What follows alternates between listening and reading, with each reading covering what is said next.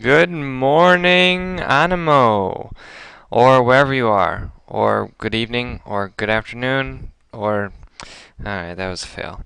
So let's go into this. Conversion factors review. This is review because we did this at the beginning of the year, right? We did it in August. So you actually have notes on this already that you can review. Conversion factor is used to convert from one unit to another. Right, so shocking, right? Conversion factors, converting. One unit to another, using an equality. So equality makes me think of equals, like an equals sign, like that. The numerator, I know numerator is the one on the top of a fraction, is always the units being converted to, so converted to, and the denominator, so that's the bottom, is the unit being converted from. So numerator to, denominator from.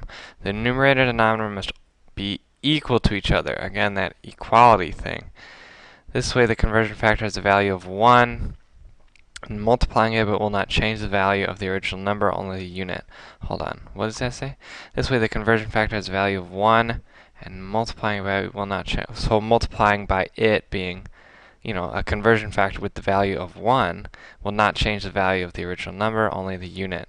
Well, yeah, if you multiply by 1, it doesn't change the number. Okay, so a conversion factor is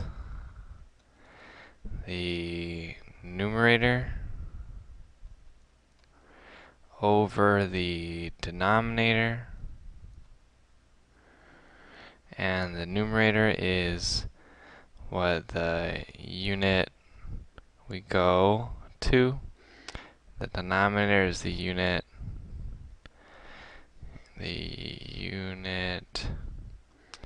we come from. And then they have to be equal to each other as well. So let's look at these examples. So 360 seconds, here's the conversion factor. So seconds cancels out. We're coming from seconds, so it goes on the bottom. We're going to minutes, so it's on the top, and then 1 minute equals 60 seconds. So we divide and we get our answer is 6 minutes. 4 years, again we're coming from years, so year goes on the bottom, boom, it cancels out. We're left with days on the top. 365 days in 1 year, unless it's a leap year.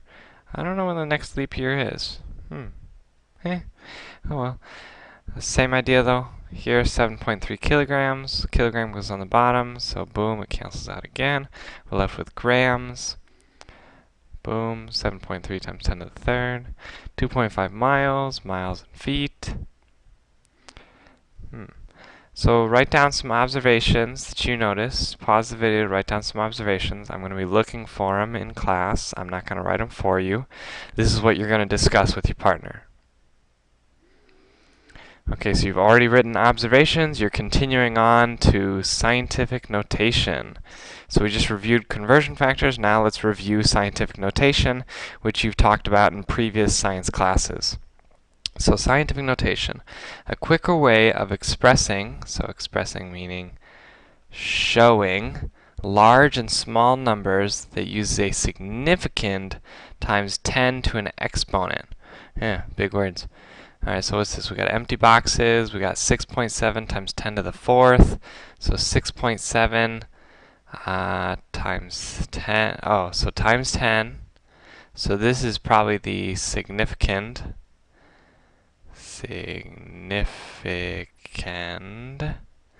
And then the fourth would be the exponent. Okay, so that's how it's written. Converting between scientific notation, right, like this stuff, and standard form. So standard, I know just kind of means normal, like the expectation, like the standards for chemistry is just the expectations for learning chemistry. Alright, so what's going on here? So we got 3,720,000, converting to scientific notation. Decimal goes 1, 2, 3, 4, 5, 6 times. We got 10 to the 6.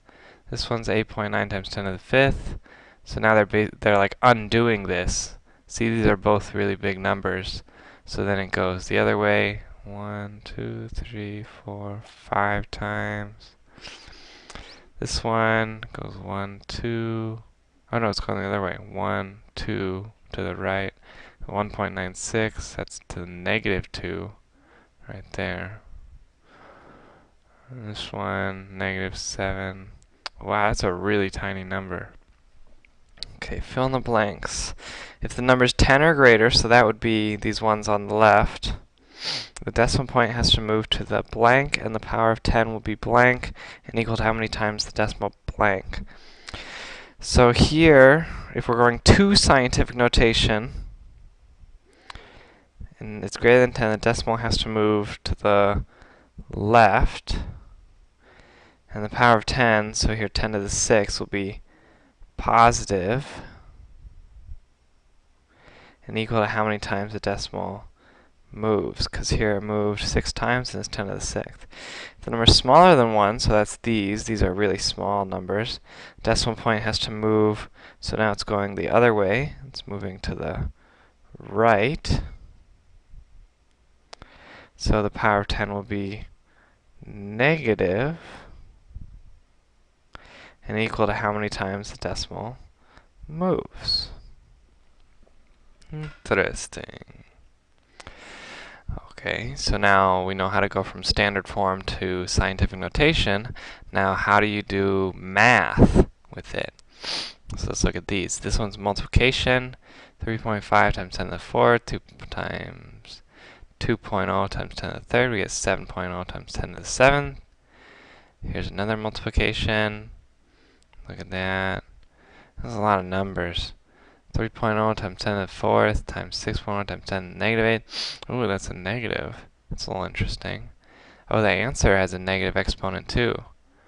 Oh, that's interesting. So here they have a decimal here. They move it 1 to the left, and so the exponent gets bigger.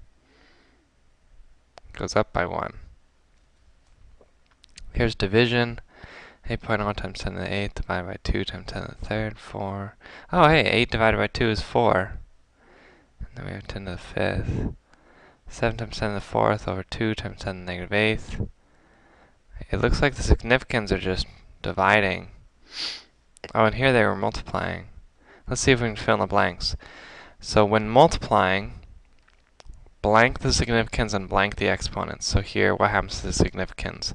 3.5 and 2 become 7, 3 and 6 become 18. So we're multiplying.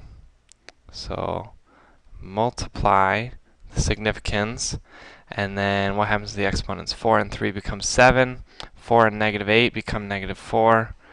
So that's addition, and add the exponents. Dividing, significants are 8 and 2 gives us 4, 7 and 2 gives us 3.5. So we're dividing the significance, and then the exponents, 8 and 3 is 5, that's subtraction. 4 and negative 8 is 12.